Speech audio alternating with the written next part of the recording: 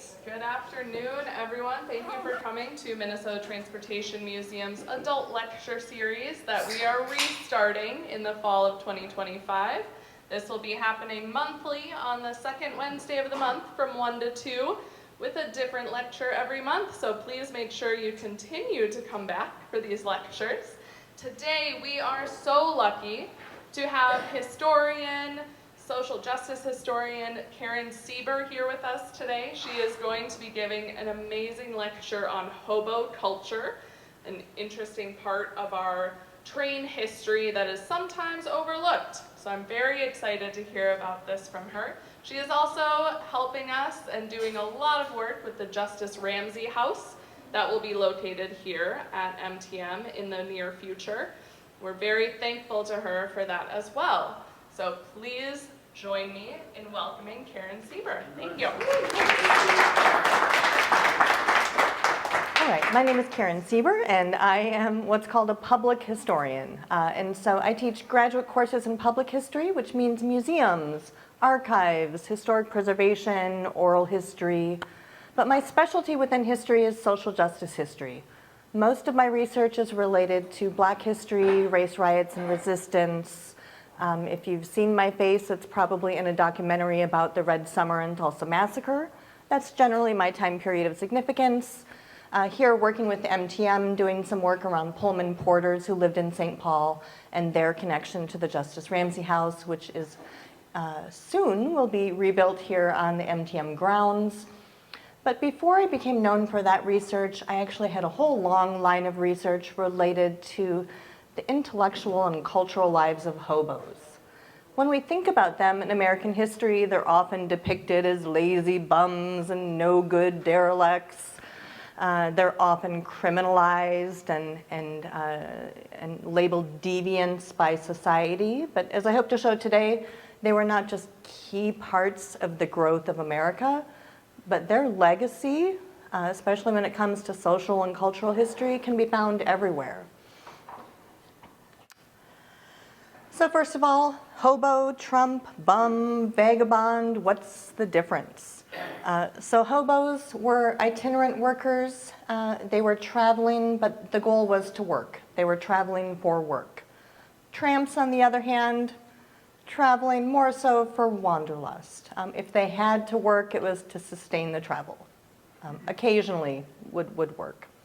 Bums, technically still under that category of itinerant and kind of temporary workers, but sometimes had mental health issues or problems with alcoholism or other issues, but less mobile and less employed than the others.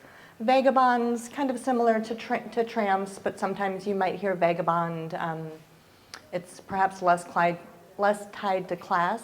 Sometimes you hear of wealthy men who go off on vagabonding ways across the countryside, and they're not necessarily doing it for any connection to labor or work. So for the most part today I'm going to be using the word hobo, but you might occasionally hear me use the word tramp as well. There's a lot of overlap between the community. A person might be a tramp one year and a hobo the next year, and it just depends on, it's situational. So the origin of the hobo movement, the word hobo itself, there's various theories about where that word came from. Ho-boy, like a farm worker. Hobo, B-E-A-U. Ho-boy.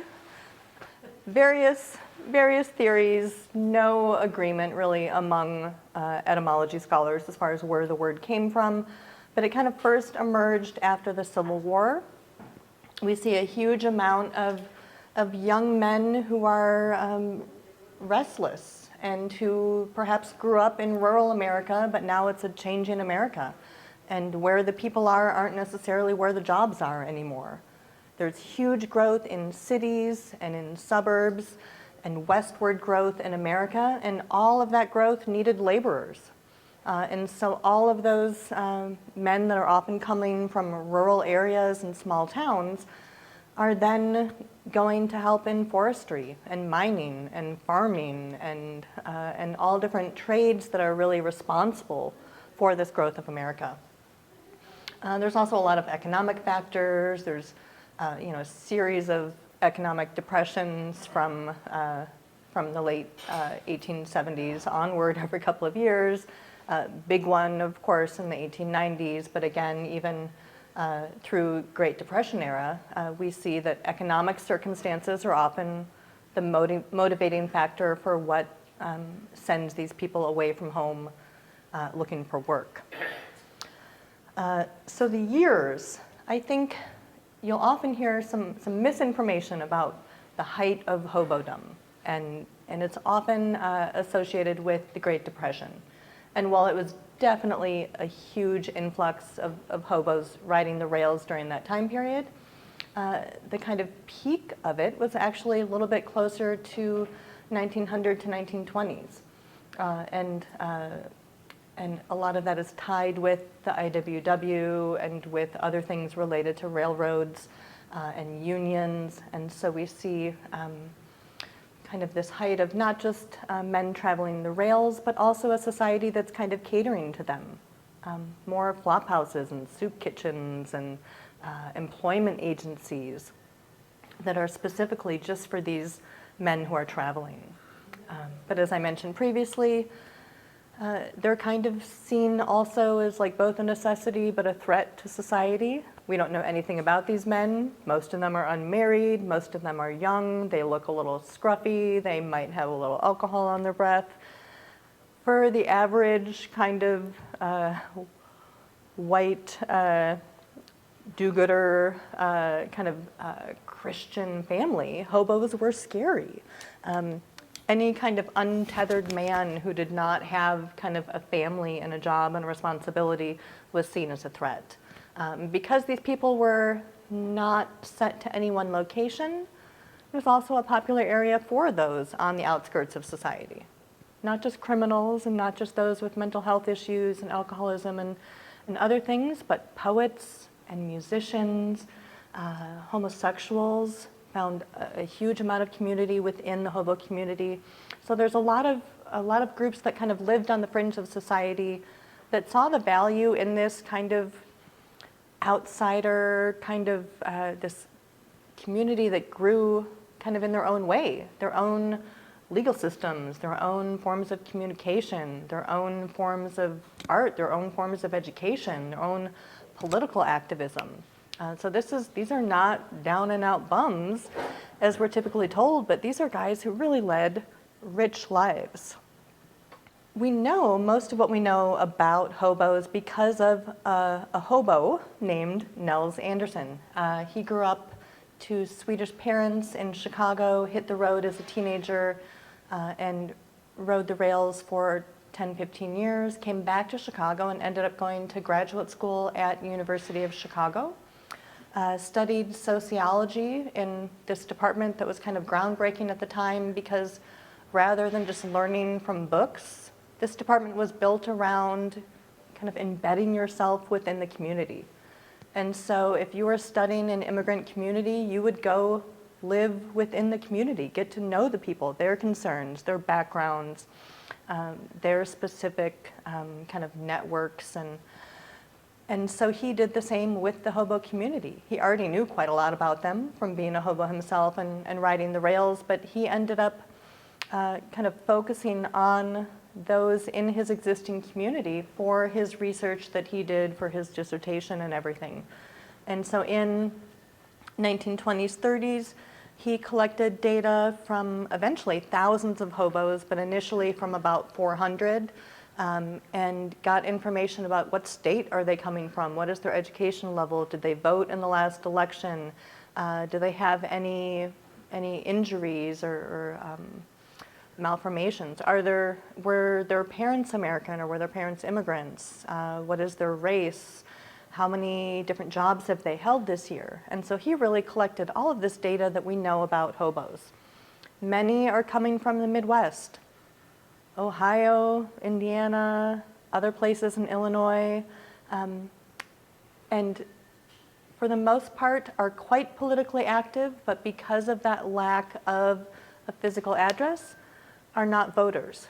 And so they're going to political rallies every week. They're reading up on the news. They're very well informed about what's going on in the world. But because they're not seen as typical citizens, they're not really participating civically like we know that others are. That's an image here of the Gateway District in Minneapolis during the Great Depression, kind of towards the end of hobo life. But there's these hobo hub cities and neighborhoods within those cities, skid rows, that are popular around America. And so these are places in which a hobo can have all of their needs met. Within a few block area, they can get a drink, they can get a meal, they can get a bed, they can get a bath, they can meet with employment agencies. The train station is probably only 2 blocks away. Many of these were quite centrally located to different railroad hubs. And so we know that Chicago was kind of the capital of hobo America during the time, but San Diego, Los Angeles, New York, St. Louis, Cincinnati, a little bit to a certain extent here in the Twin Cities, but places which we know there's multiple intersections of train lines are where we see these hobo communities emerging. And so most of my interest is related to some communities and neighborhoods in Chicago that were dubbed Hobohemia. And so it's both these neighborhoods where we know there's the flop houses and the soup kitchens and all of that, but also where it's butting up against these communities of artists and writers and poets, but also anarchists and political activists and labor organizers, prostitutes and priests and the social reformers, these intersections of numerous communities who are all kind of working together. And so to better understand just the extent of this community, I work a lot in digital mapping and data. And so I ended up building a big data set of all of the locations that I can identify that would have been part of this hobo world. And so that does include places to lay your bed and have a meal and find employment. But my interest was in these other spaces in which they're actually humans, in which they have a value for something else other than their labor. And so there's 3 communities in which there's kind of the highest clusters of hobo activity. On the north side is where we're going to focus most of the attention, Bug House Square and the Dill Pickle Club. But I'll also talk a little bit about the Hobo College, which had a variety of different locations, but for the most part was always kind of on the west side of Chicago and often on Madison Avenue. And then a community that also emerged just on the near south side of Chicago that also intersected a lot with kind of the Chicago equivalent of like the Harlem Renaissance. And so it's this early kind of black artist community down there, and jazz clubs and galleries and coffee shops and music clubs and things. And so these are the 3 areas in Chicago that we know they're interacting with. Chicago, at any given time, there would be between 35,000 and 75,000 hobos in the city, depending on the season. And so this is, a town upon itself. So these Hobohemia neighborhoods that existed, Chicago was one, but there was one in the Bowery in New York, there was one in San Francisco. But they're often places in which we know that there's bookstores, newsstands, there's cafes and kind of salons that are almost like European salon lounges in which you can go, hear lectures and music and other things.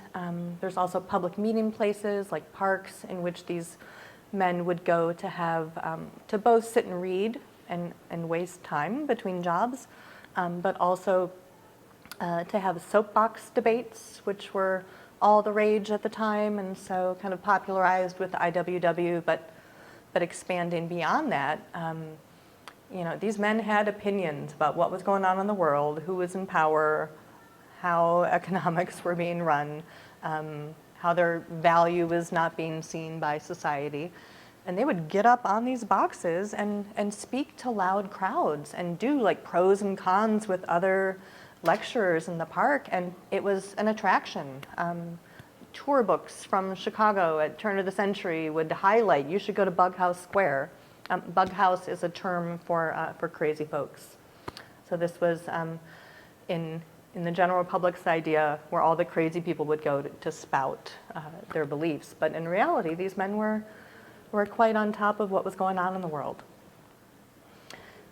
My interest initially came related to a group called the International Brotherhood Welfare Association.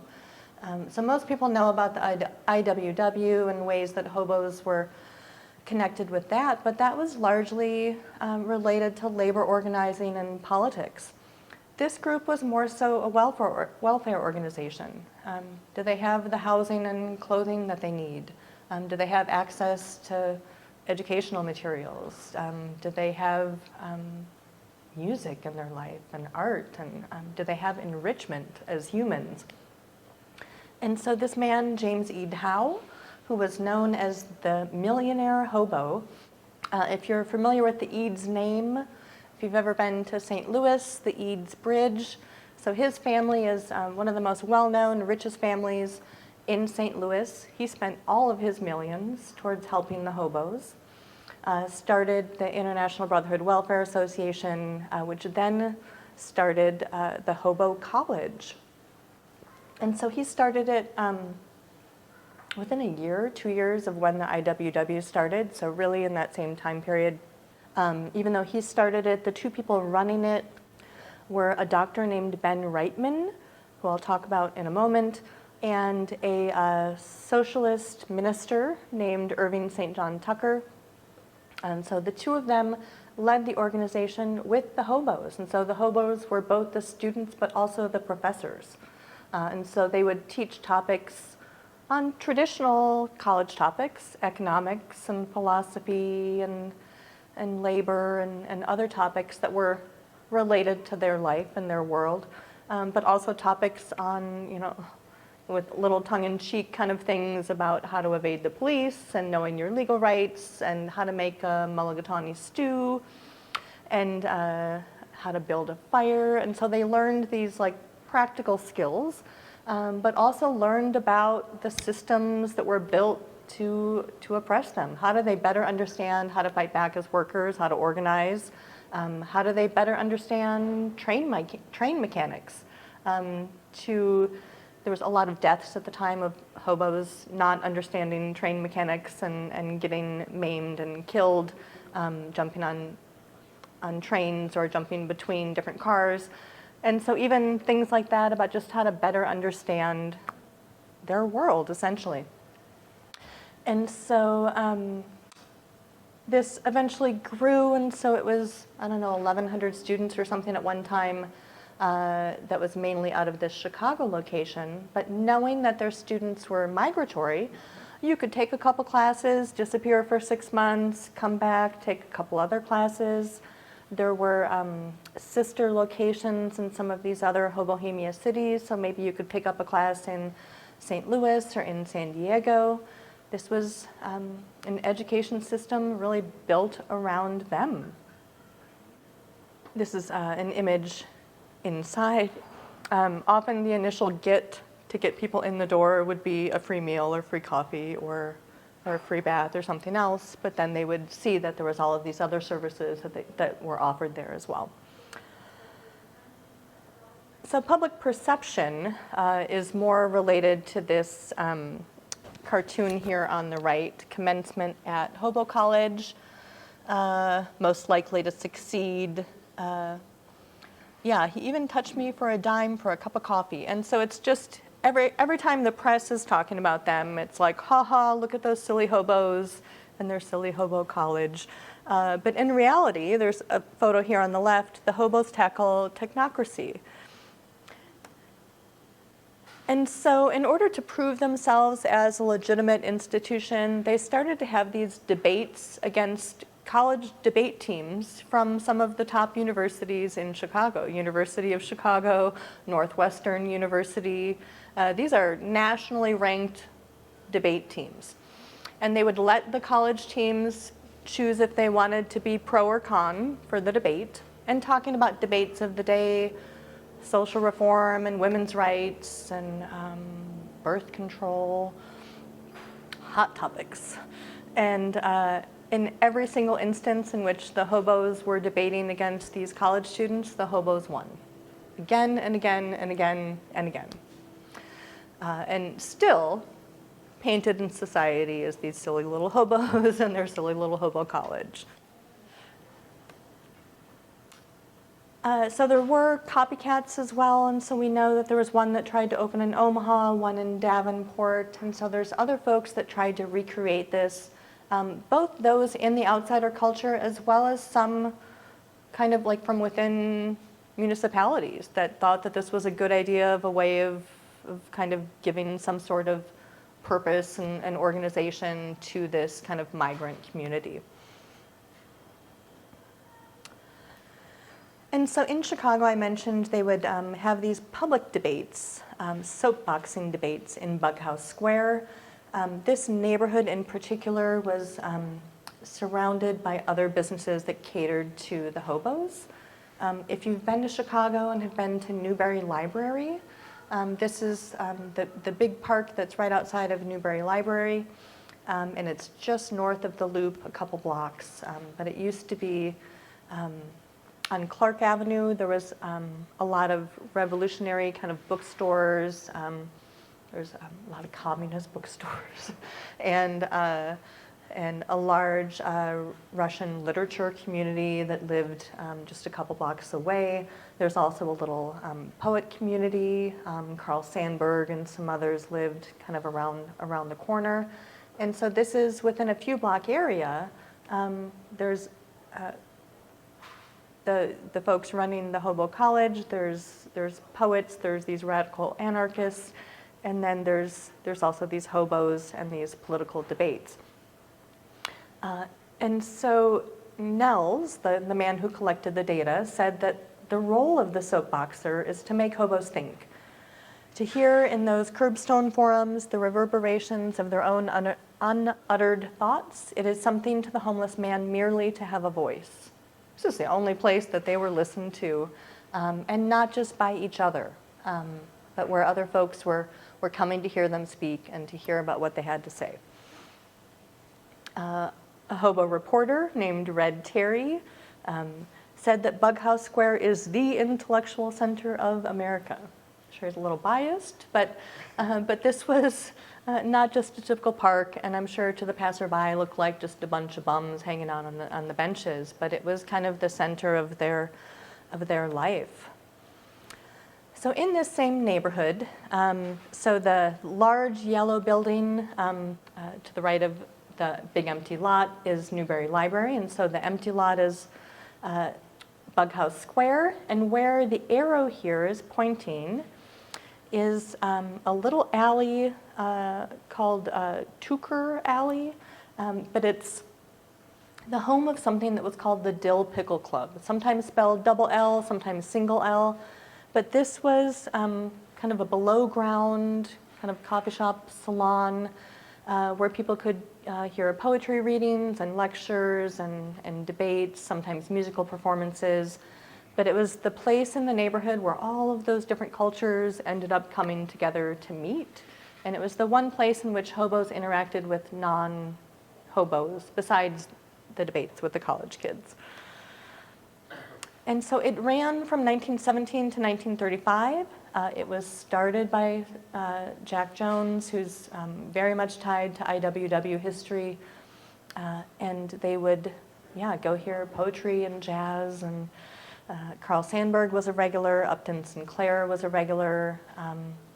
It was also frequented by a number of African-American poets. And so we know William Carlos Williams and others were also there.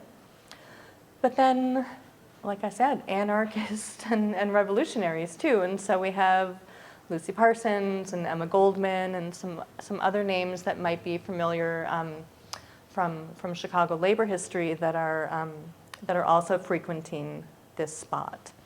And so this is kind of the heart of where Chicago's kind of counterculture is built out of during this time period. And so Emma Goldman, who's her name is typically associated with a famous bombing, but she did a lot of other advocacy work for not just laborers, but also for women and women's rights. And her partner, Ben Reitman, who was a physician, did a lot of work with prostitutes in the city and making sure that they had health care and were safe and had their needs met as well, other outsider cultures besides hobos. And so Dr. Reitman was known as the king of the hobos for many years. He happens to be a St. Paul native, and so he grew up on 250 Robert Street, kind of right across the bridge, just a block or so north of the bridge there. His name is spelled wrong here, but his mother, Ida, and he and his brothers, Benjamin and Israel, lived here in St. Paul for just a few years before settling in Chicago. So one of the other initiatives that James E. Howe started was the Hobo News. And so he thought that if this community is going to be moving all over the place and never in one place for that long, that there needed to be kind of a centralized system for them to communicate and share information. Not just politics and news and that kind of thing, but art and poetry and dirty jokes and nudie photos. It was a little bit of everything all at once. And so it was both political and kind of in the moment, but also a little tongue-in-cheek. But they had between 15 and 20,000 people on their regular subscription circulation service. But very much like, for anyone who's looked into Pullman Porter history and stuff in the past, Pullman Porters were helpful in the spread of African American newspapers, and so papers like the Chicago Defender and others, the way that they got to different Black communities around the United States was that they were brought there by Pullman Porters. And so we know that the Chicago Defender had, I'm going to make up a number here, a subscription of 500,000 or something. But because of that movement, it actually reached 3 times as many people, 4 times as many people, because people would leave a copy of the paper somewhere else. And so Hobo News is very similar in that there was those who subscribed and places where it was distributed as a street newspaper. People would hawk it on the street for 5 cents, 10 cents. But that, because the hobos would then take the paper and hand it off to another hobo or leave it at a hobo jungle, that the reach was actually quite big. And so the big importance to this is that it really created this culture for sharing poetry and art and music and songs to sing around the campfire. And a lot of popular hobo culture that we know about today kind of emerged from their own systems of publication. It also paved the way for later street paper movements, and so if you've been to New York or Chicago or other cities, there's often still papers that are now for homeless individuals, and they put together all of the stories and sell them on the street, and it then helps create these jobs for those hoping to get out of homelessness. And so it was kind of a similar kind of self-funding, supporting initiative. And because of this popularity and this fascination with hobo culture and hitting the roads and leaving home forever and see you later, small town, hobo memoirs and literature, dime store novels were hugely popular during that era, more so than what history is remembered from that era of what was popular. And so it started as early as the 1890s. Tramping with Tramps, the book on the bottom right, was written by a man named Josiah Flint. He was Frances Willard's nephew. She was the one who started the Women's Christian Temperance Union. And so he came from a very reformed, but still kind of strict family and very rich family, and just hit the roads. And so he went all across Europe and wrote about his experiences there on the trains. But there was a number of other hobo memoirs, including Jack London's The Road and Jack Black's You Can't Win, both which have been reprinted dozens of times, or Boxcar Bertha, which some people might be familiar with, the film adaptation about a female hobo. But these were popular novels, especially among young men and youth. There's a lot of poetry and music that emerged, as I mentioned, some of it from that Hobo News, but also elsewhere. Does anybody recognize these lyrics and where it's from? So if you've seen Oh Brother, Where Art Thou, or are familiar with that soundtrack, it's a popular hobo song, and it's talking about hobo heaven, places where the bulldogs all have rubber teeth and the hens lay soft-boiled eggs. And there's variations of this song that were taken up around the country, which was seen a lot with this hobo culture, is that, you know, you'd learn it around the campfire and then you'd go try to share it with someone else, 500 miles up the road. Maybe you couldn't remember it all and you make up a little bit or you add your own line or whatever. And so there's this real kind of like democratization of creating a lot of this music. And they also inspired music of those just 10, 20, 30 years later too. And so we see songs like King of the Road, we see Woody Guthrie and most of his early music, a lot of that tied to those same forms of storytelling about hobo culture.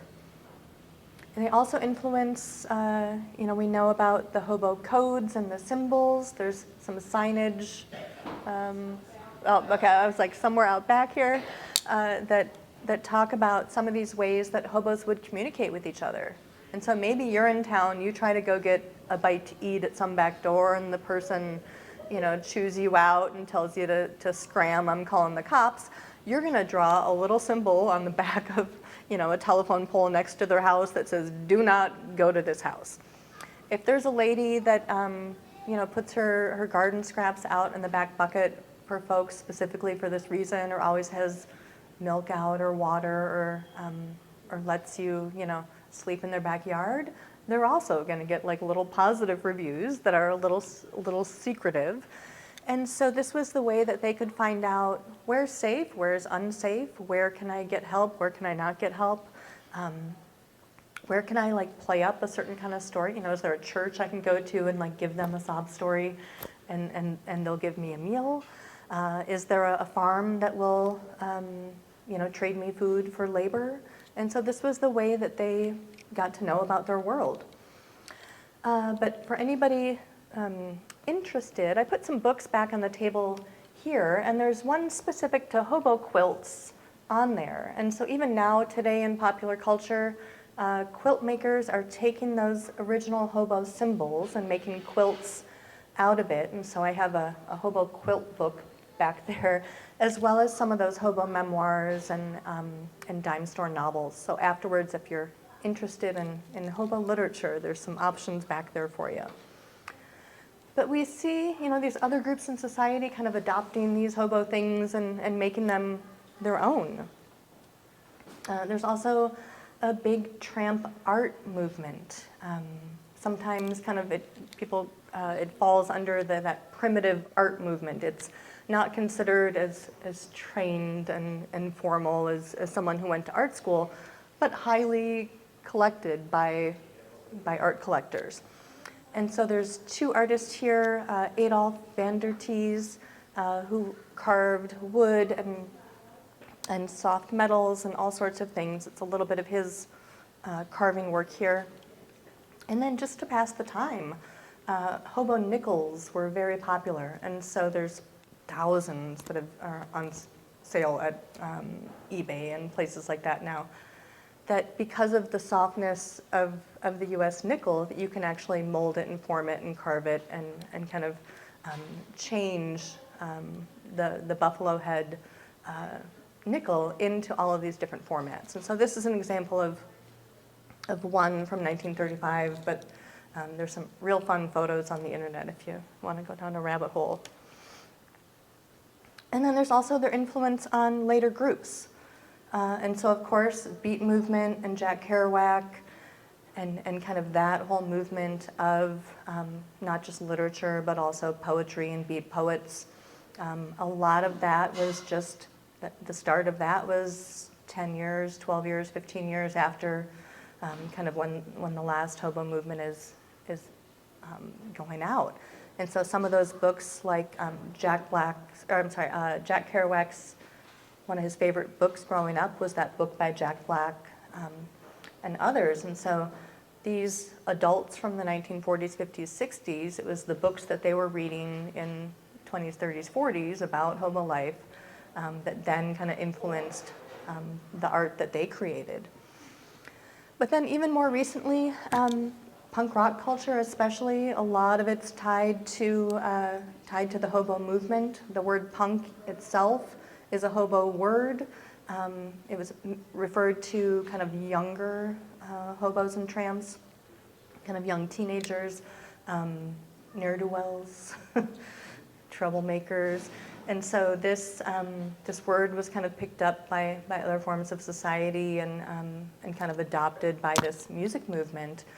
And to this day, there's still hobos that travel the United States. There's a big intersection between what's called the gutter punk culture and hobo culture. And so there's a photographer named Mike Brody who went on the rails for a couple of years with these young hobos in the early 2000s and took just the most stunning photographs of their life. And so these are a handful here of two of the punk rock train hoppers that he photographed. There's a hobo convention that happens every year in Britt, Iowa. There's a hobo memorial there and a museum, and hobos come from all around the world there for the convention. There's also a memorial that's a graveyard. And so from late 30s, early 40s, this was the place where hobos would bring their friends to bury them. And so when someone died on the rails, there was this one cemetery that's in a very, very small town of Britt, Iowa, that set aside a whole section of the cemetery just for these traveling workers. And so initially there was just the wood National Hobo Memorial sign, later an official marker that recognizes the importance of these people to America. But because they had no money, all of the burial markers are self-made by their friends, for their friends. Sometimes, if there was a spouse that traveled together, there's people that are buried together, or two friends that are buried together. We have Frying Pan Hobo King. We have Hobo Herb, where his name is just written in with marker on top of an old cemetery marker that they could find. The folk artist, who I showed the images of a little bit ago. The whittler, Adolf and Adeline Vandertee. So Adolf Vandertee is that tramp artist, and this is where he and his wife are buried, and it's just a piece of cement with the name painted in with a finger.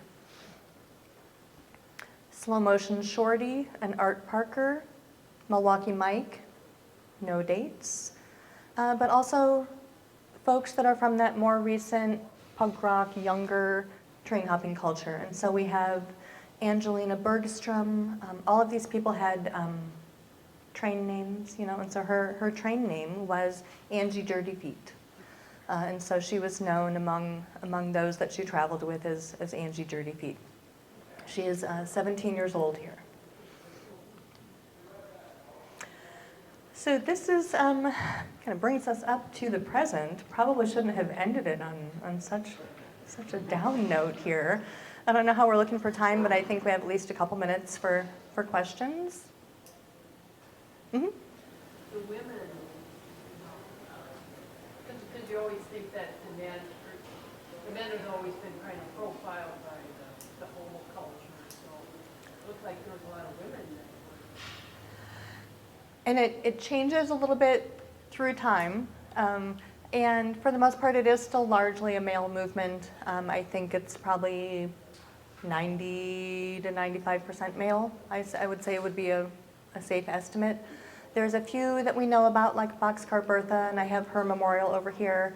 And then later generations, post-1950s, huge amount of women hitting the rails, just kind of expanding with women's rights in general and movements and that kind of thing.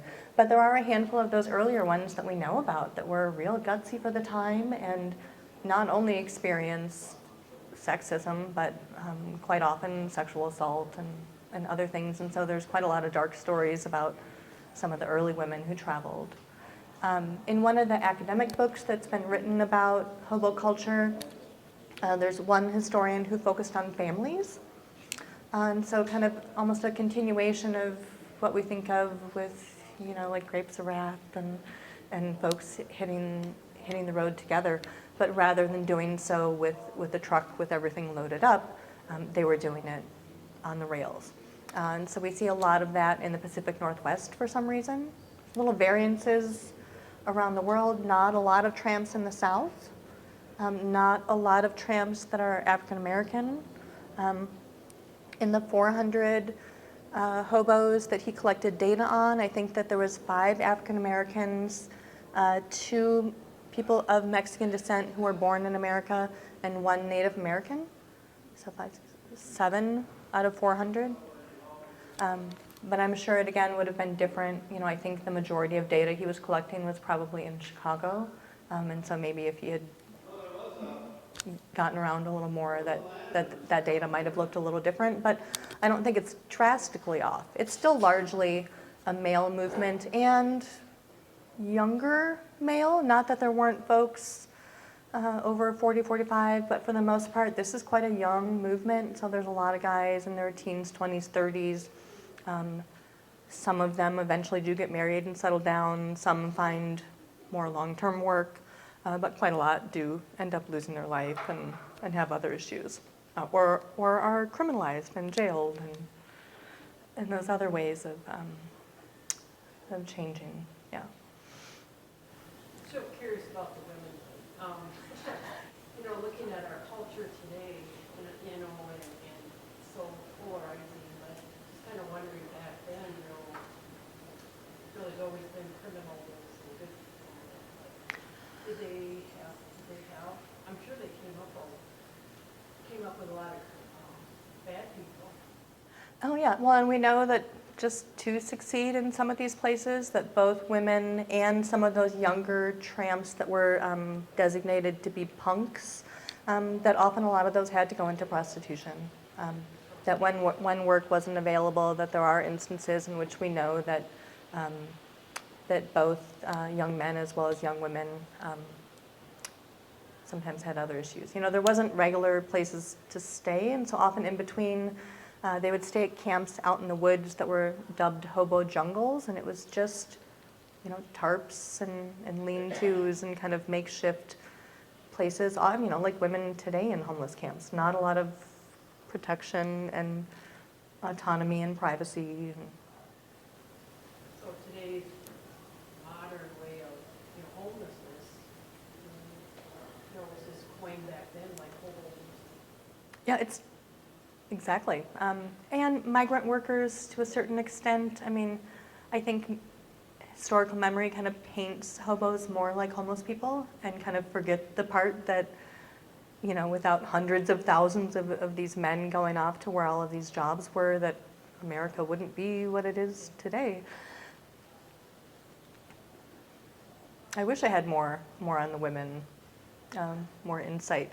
Boxcar Bertha, we don't really know exactly who she was. She told her story to that Dr. Ben Reitman, and he's the one that wrote everything down. And so there's also folks that believe that she did not exist and that he created her and her story to help him talk about these other things, social movements and issues of the day.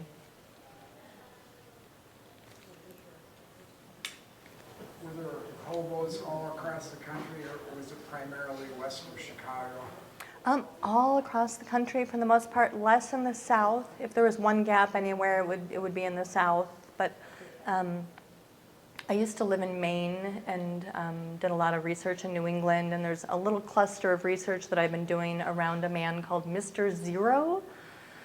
His real name was Urbain Ledoux, Ledaux. He was French-Canadian and worked for the U.S. government. and ended up quitting his job, and much like James E. Howe, took all of his money and resources and everything and started fighting for the working man. And he did most of his work out of Boston. And he would have these, it would be like a slave auction, basically, and would bring these men up onto stage and say, how much will you pay for this man's labor for 10 hours for today? And he would come up with these completely ridiculous, almost like public art pieces to get big crowds and get the story in the newspaper and to kind of draw attention to these issues. And so we know there's a cluster of support for hobo activities going on in New England, New York, huge hobo community, a little bit in DC and down the eastern seaboard, a little bit in Philly, but kind of south of there, not much. A little bit in Texas and Louisiana, but for the most part, Midwestern and Western cities. And places that are connected to extraction industries and mining and forestry and other things, places that we know are railroad hubs that are close to different industrial and natural resources.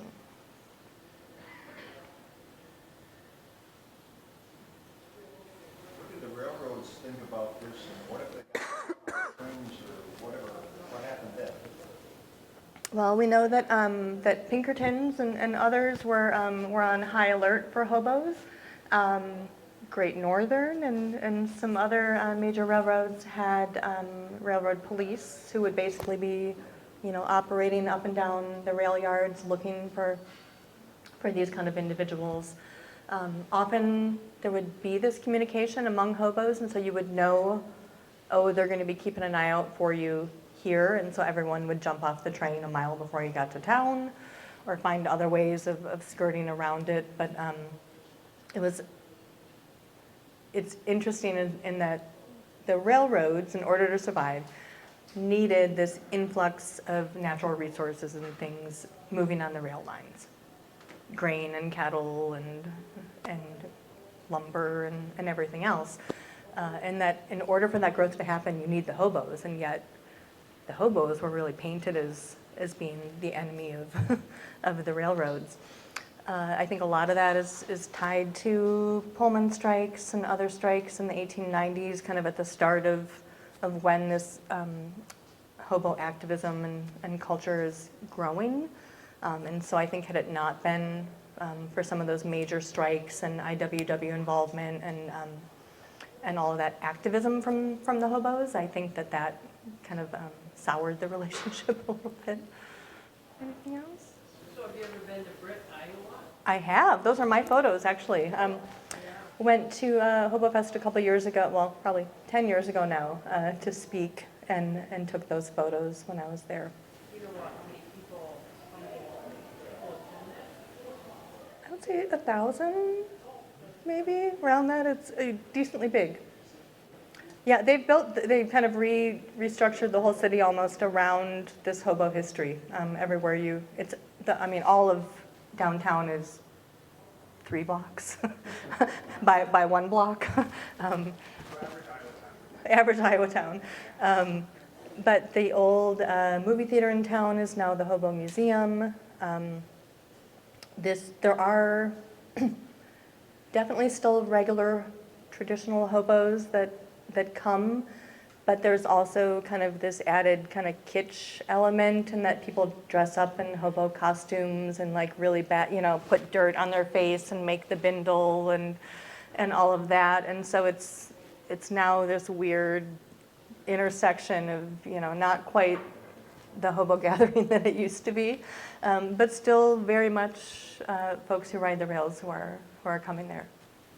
So if it was possible to give a number, how many would you say true hobos are still around in the United States? Like how big is the movement today? That is so hard to estimate. I don't think that there's anybody, tracking it or anything. Like my guess would be maybe somewhere in the 10,000 range, 5,000, 10,000, I don't know.